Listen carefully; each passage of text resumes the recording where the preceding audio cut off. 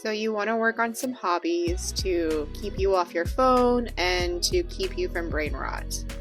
But just because we're trying to stop doom scrolling doesn't mean we necessarily want to turn our brains on.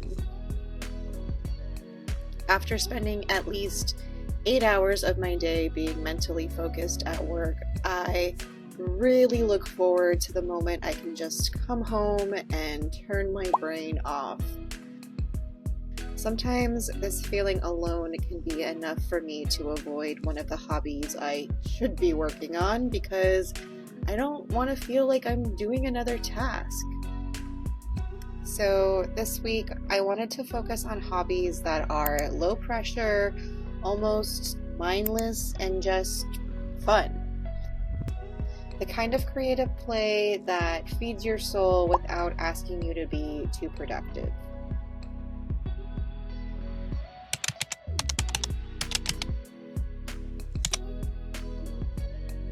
I saw someone on Instagram this morning call these the most popular sticker books in the world, and I fear she may be right. I feel like I've officially earned my seat at the Sticker Girly to Craft table with these babies. I totally understand the hype now. Every page is gorgeous. And with Kitten's assistance, let's get to work. This is a moleskin journal, I believe an A5. It has been my brain dumping journal for the past few months, and it is itching for a sticker makeover. I love that these sticker books are full of different small businesses and all their art. It's almost like flipping through an art book. I don't mind spending the time dilly-dallying on each page and just admiring their work. But this is when the decision fatigue kind of comes in. I don't know, which stickers am I going to use? Do I want to save stickers for other things? I was definitely that kid that always saved her stickers for a rainy day that just never came. But now that I'm in my analog movement phase, this is my second chance. I'm going to be putting stickers on everything from now on.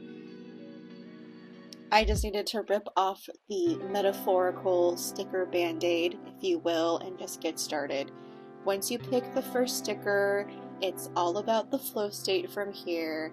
I didn't want to think too hard about which stickers and what I wanted to use. My biggest strategy really was just to put down the larger stickers first, and then I'll go in with some smaller ones to fill in the empty space. Since most of these stickers are coming from the same book, I don't really have to worry about it all being cohesive since the style and the theming is pretty consistent. I did pull a few other sticker sheets from my stash that I've been hoarding. Not only did I feel like they matched with the vibe, but it does add a little more uniqueness to my journal since I know many of us own these books at this point. And it's just another great excuse to use my craft supplies. This project really made me feel connected to my inner child, and that kind of ended up being the theme for the rest of these low pressure crafts that I did. Looking back at the footage, I do think I subconsciously picked very playful, kind of girlhood stickers to match the pink cover. I wanted it to feel cozy and soft, since a lot of my more personal and intimate day-to-day feelings go in this journal. And I really think that ended up shining through. What do you think?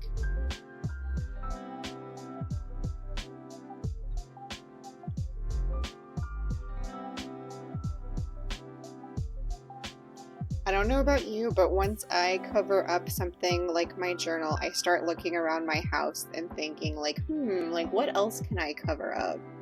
I just sorted all of my beads recently for my latest junk journal that I completed, and the case felt too boring.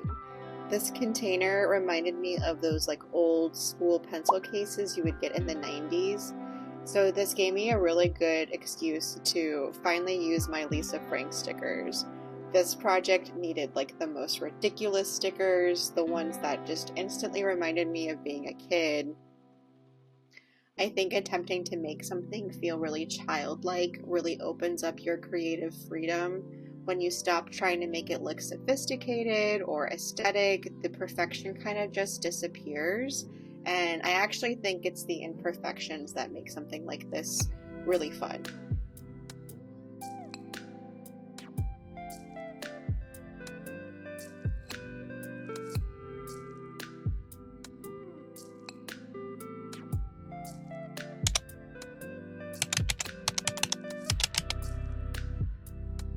I also wanted to jazz up these headphones for a while.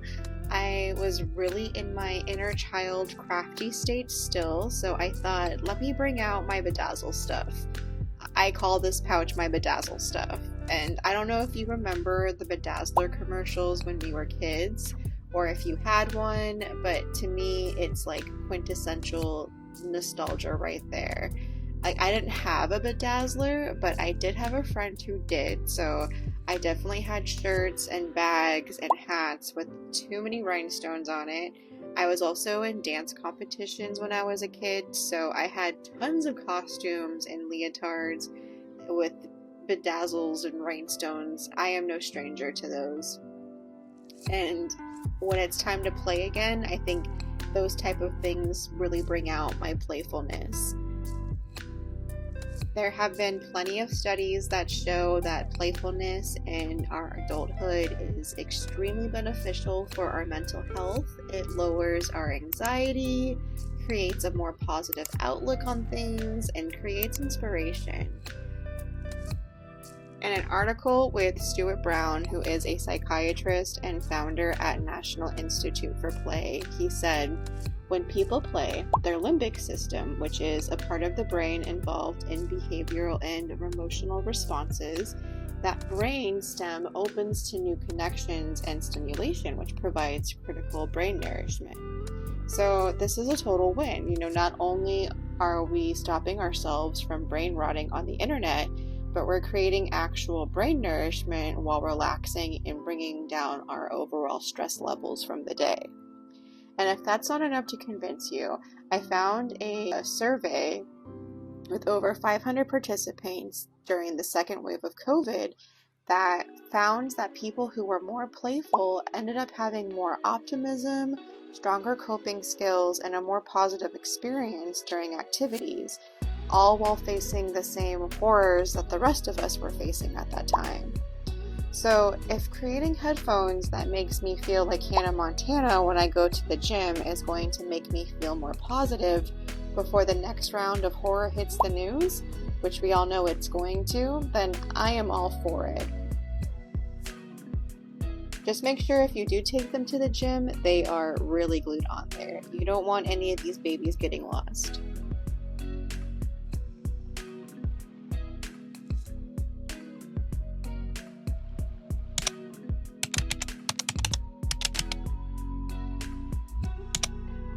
And to keep up on the theme with Miss Hannah Montana, like she always says, if you mix it all together, you know you got the best of both worlds. I am a craft supply hoarder, it is true, but I have learned throughout the years that these supplies are meant to be used and not hoarded, just like stickers. And when I had 2 more journal covers to make, I decided to go with a mixed media vibe for these, if you will. I pulled out all of my goodies, from my sticker books to ribbons, lace, buttons, bedazzler stuff. All of it was up for grabs. There is no limit when it came to craft supplies on this project. This took a little more brain work regarding what supplies would all blend together, but since I was already in a groove, it was pretty easy for me to not think about it at this point. A little tip I do have for getting started is to pick some of your favorite stickers. Pick the ones that you really love and put them on right away. It's this immediate dopamine hit of oh my god, it's really cute, that kind of keeps you going. In fact, I got a few of my favorites on the journal just right away. I instantly was already in love with this journal.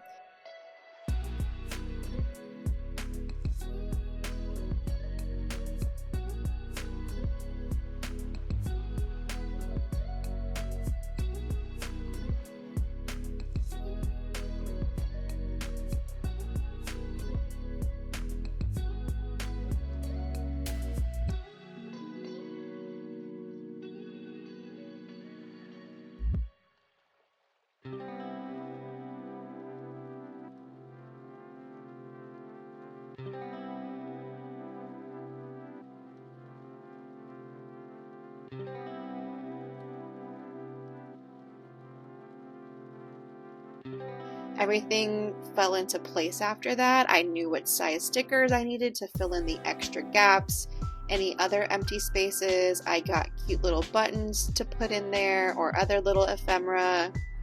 And this is the cover for my new junk journal. I am really behind on spreads, but I just finished my last junk journal, and so I'm excited to start new.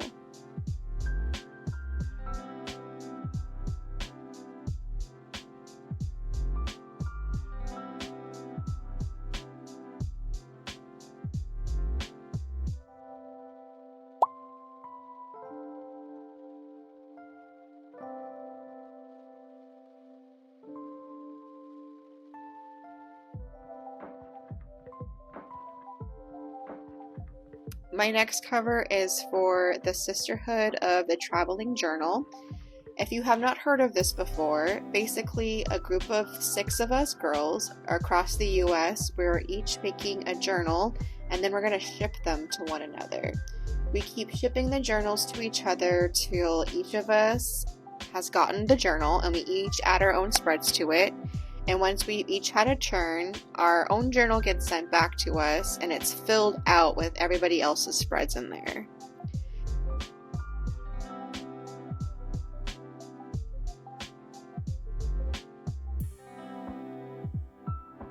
This is my second chance doing something like this, and it's been really fun. I have had to push myself creatively. I've had to kind of get over some fears of trying something new.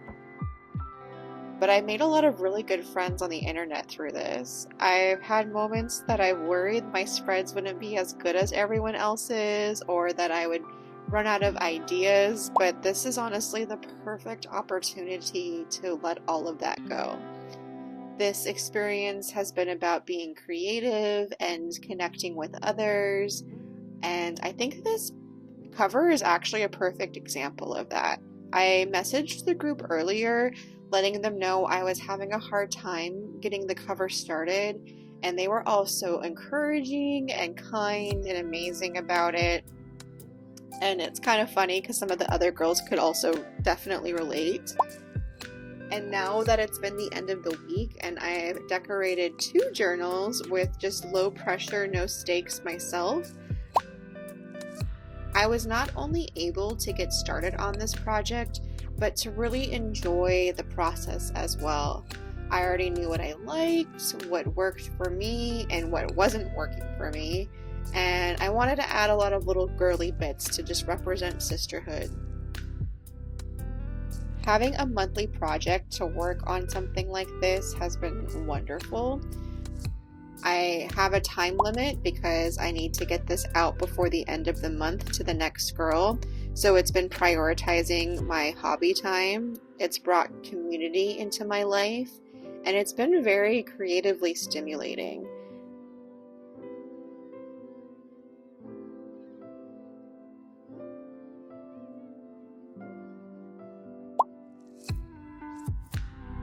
The best part is receiving the other girls' journals and seeing her style. Each one of us in the group is very unique and very different, and it's been super inspiring.